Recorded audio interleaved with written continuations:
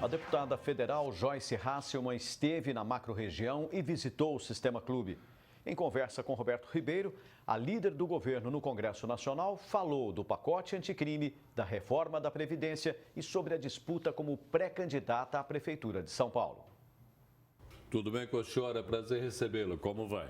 Prazer é meu, muito bom estar aqui de novo. Nessa região tão quente, né? Sempre muito calor humano e calor com sol de verdade. Calor aqui não falta. Não falta. A gente está tendo alguns problemas com as mulheres que voltaram a ser agredidas. E a gente tem uma coisa interessante, que agora o agressor vai pagar aquilo que fez quando a mulher que ele agrediu for atendida pelo SUS. Isso é um avanço, isso é uma coisa importante. Qual é a sua análise? Eu acho que é um avanço, sim, né? Tanto nesse caso específico da agressividade, da violência contra as mulheres, e acho que esse exemplo deveria ser estendido a outros casos. O agressor, em qualquer caso, independente de ser agressor de homem, de mulher ou de criança, deveria pagar por aquele crime que cometeu, não só o crime na justiça, mas também pelo prejuízo que causou aos cofres públicos quando, lamentavelmente, encaminha uma dessas pessoas agredidas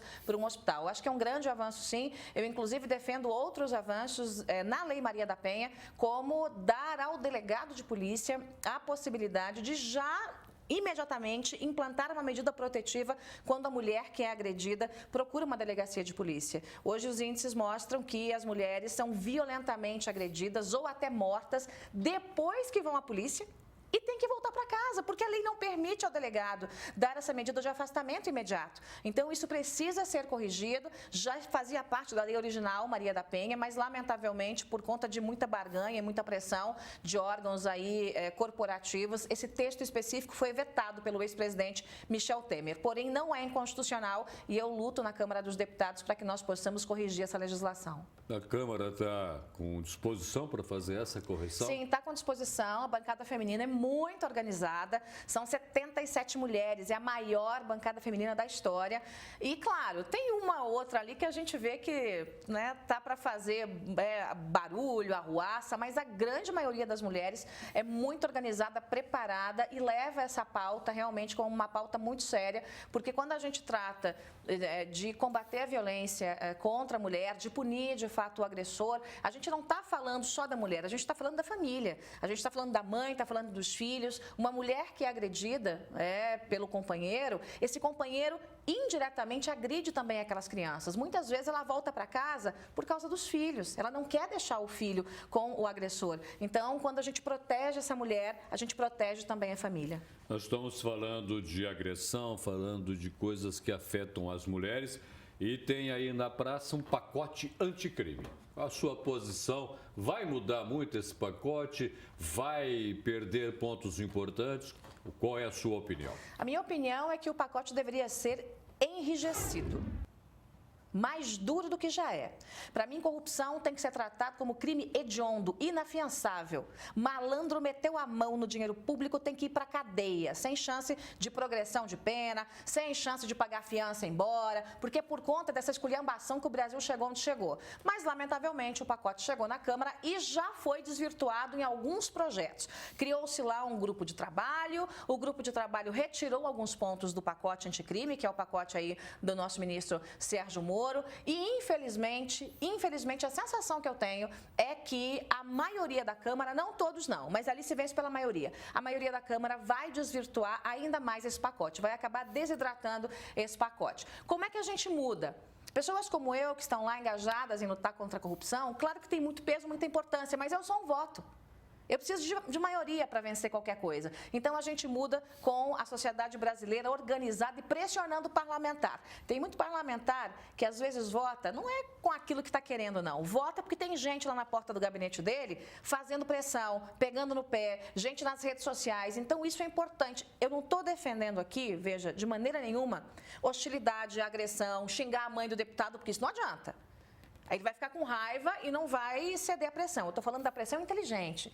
Muita gente organizada, fazendo reunião com seu parlamentar, dizendo a ele, olha, para você receber meu voto de novo, você vai ter que votar conforme eu quero nesse pacote anticrime. Então, eu acho que dessa forma a gente consegue salvar pelo menos uma parte do pacote. Infelizmente, não é o desejo da maioria da Câmara. A senhora foi eleita com mais de 1 milhão de votos, um peso danado e uma representação muito grande.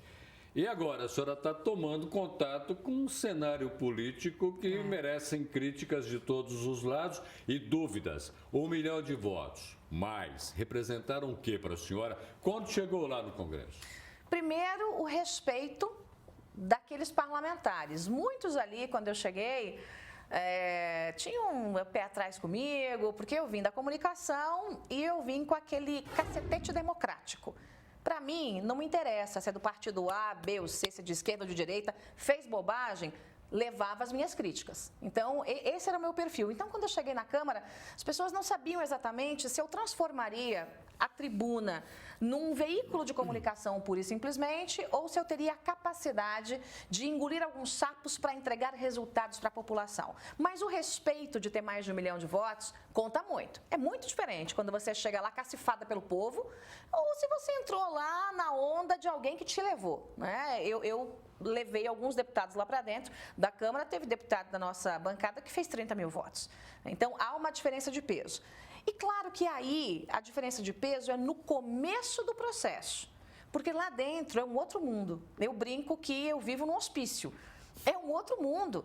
É gente de todo jeito, que representa todo tipo de gente. É gente que quer o bem para a população, é gente que quer o bem para si mesmo, é gente que quer o mal para a população. Tem todo tipo de gente boa, gente ruim, gente que tem critérios de moralidade e legalidade, gente imoral, gente amoral, é todo tipo de gente. Aquilo é uma representação do povo como um todo. E não é só o povo de bem. Ali tem representação também de gente que não é exatamente um representante do povo de bem. Mas quando as pessoas viram que é possível ter um diálogo comigo, e todo mundo já sabe que os meus diálogos partem do princípio da legalidade e da moralidade, ninguém ousa fazer alguma proposta para mim mais ou menos indecente, que sai indecente. Ninguém faz uma gracinha comigo, ninguém faz uma piadinha comigo, ninguém sequer faz aquela pessoa perguntar se sofre de machismo, nem isso, ninguém ousa. Então, há um respeito e os líderes sabem que podem conversar comigo como líder do governo no Congresso Nacional. Então, eu estabeleci um momento de diálogo profundo e de respeito profundo. E é assim que as coisas caminham debaixo da minha liderança no Congresso Nacional. Essa liderança não está sendo questionada? Não está sendo questionada, não, de maneira nenhuma. A liderança do governo no Congresso Nacional, veja, são 3 lideranças. Liderança na Câmara, no Senado e no Congresso. Eu sou líder do Congresso, reunião de Câmara e Senado. A liderança do governo no Congresso Nacional apresenta os melhores índices da história, desde que houve a criação da liderança do governo no Congresso Nacional. A ponto de eu fazer uma cartilha, um livro e encaminhar um mini-livro para todos os ministros e todos os deputados e todos os líderes, mostrando qual é a produtividade que nós temos. Eu sou responsável, por exemplo, pelas medidas provisórias nas comissões mistas.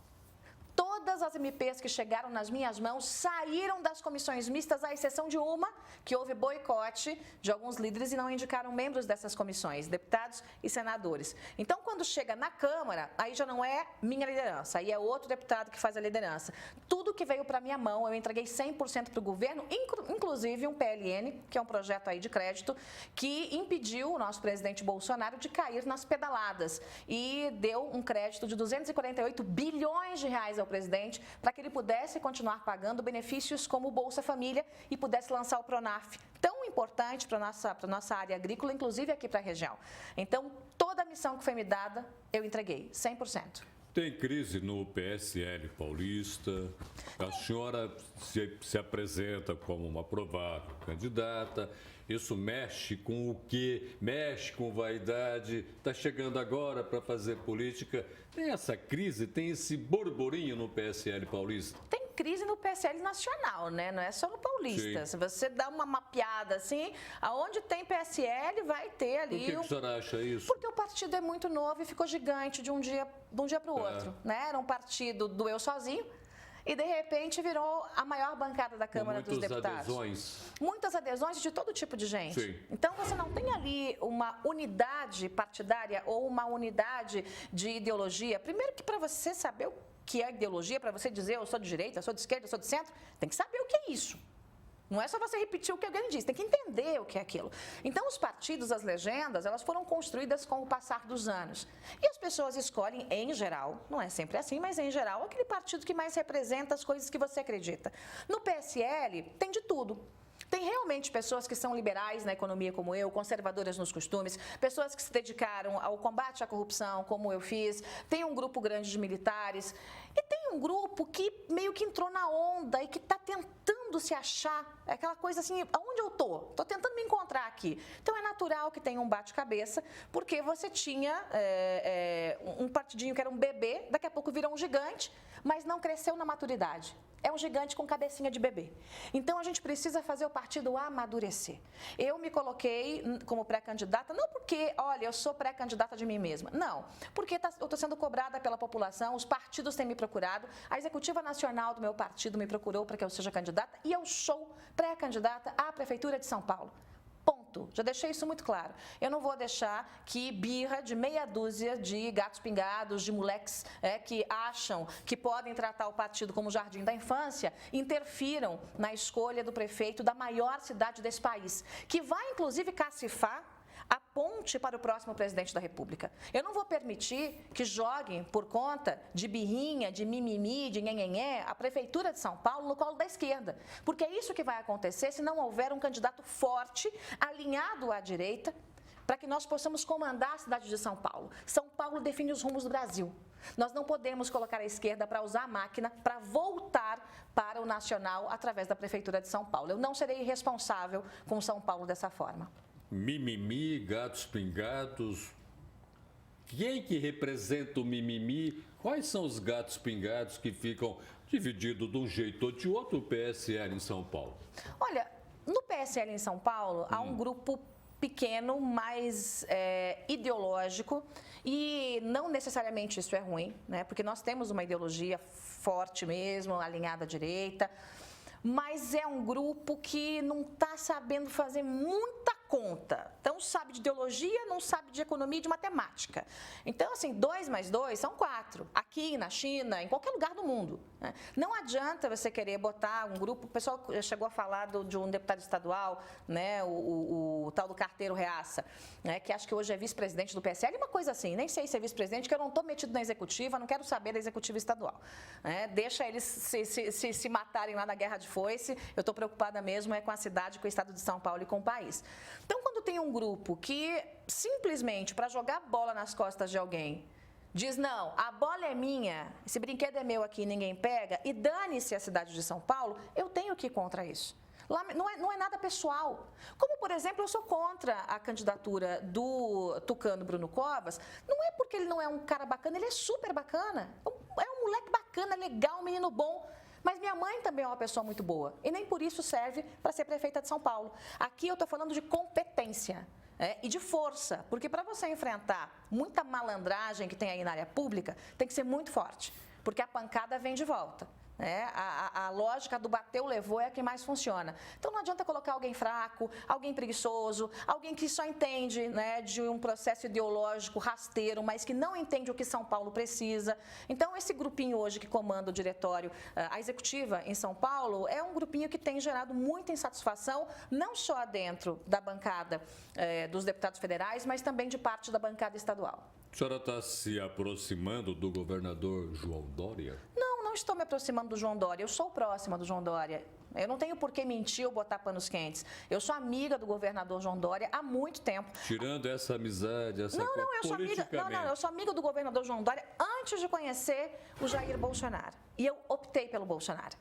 Mesmo sendo mais fácil para mim, eventualmente estar próximo de um amigo meu, que sempre me tratou com muita fidalguia, com muita gentileza, um lorde, uma pessoa educada, gentil, mas quando eu olhei PSDB, e eu nunca acreditei no PSDB, e olhei a possibilidade de ter um partido diferente, eu não estou dizendo aqui que não há pessoas boas no PSDB, tá? Há pessoas muito boas no PSDB. Eu estou falando do partido como um todo. Deveria haver uma limpeza, uma depuração, talvez a mudança de nome, como o PFL fez num passado recente, virou DEM. E havia uma coisa nova nascendo, que era o PSL. Então, eu coloquei as minhas esperanças no PSL por conta do presidente. O presidente Bolsonaro me convidou pessoalmente para estar com ele. Eu não me ofereci para estar na política. Eu não fui lá de oferecida, oi, eu quero. Não, ele bateu na porta da minha casa. Me convidou pessoalmente para estar com ele, né? E por isso eu acreditei no projeto e estive e estou com o presidente da República, independente da minha amizade, do meu carinho, da minha admiração pelo governador de São Paulo, pelo meu amigo João Dória. Uma coisa que está chamando a atenção de todos, mexendo na economia, na bolsa, essa coisa toda, é o futuro da reforma da Previdência. A coisa está meio enroscada e deixando dúvidas para todo mundo. Qual é a perspectiva disso avançar para valer? Eu confesso para você que eu estou de maus bofes com o andamento aí da reforma no Senado, né? Porque a gente trabalhou tanto na Câmara dos Deputados para que isso fosse aprovado, teve uma votação recorde de 379 votos, eu viajei o Brasil todo na caravana da Previdência para convencer a população, a convencer seus deputados, a gente fez todo um trabalho e a coisa meio que deu uma travadinha no Senado. Mas a gente precisa olhar o outro lado. Por que não foi concluída a votação com todos os destaques no Senado? Porque havia um engajamento e a possibilidade de alguns destaques, né? Que são alguns pontos que são votados em separado, alguns remendos dentro do texto, que alguns destaques fossem aprovados e são destaques que significariam o emagrecimento da reforma, a desidratação da reforma. Então, o governo achou por bem tirar o pé do acelerador para dar uma rearrumada na casa, para a gente voltar para a votação e conseguir aprovar isso sem desidratar mais, né? Afinal de contas, não temos árvore de dinheiro. Para cada bilhão que o Senado vai desidratar da reforma da Previdência, como aconteceu na Câmara, houve a desidratação de alguns bilhões, a gente vai ter que tirar de outro lugar. Então, não é isso que nós queremos, né? O Paulo Guedes ficou muito indócil, inclusive, com a aprovação de um dos destaques, que significou 86 bi a menos de economia na reforma da Previdência. Então, a gente deu uma freada para que a gente possa fazer uma rearrumação. E aí, votar isso, quem sabe, na semana que vem ou na próxima. Muitíssimo obrigado pela presença da senhora no Jornal da Clube. Prazer é meu, contem comigo, muito obrigada. Nós que agradecemos.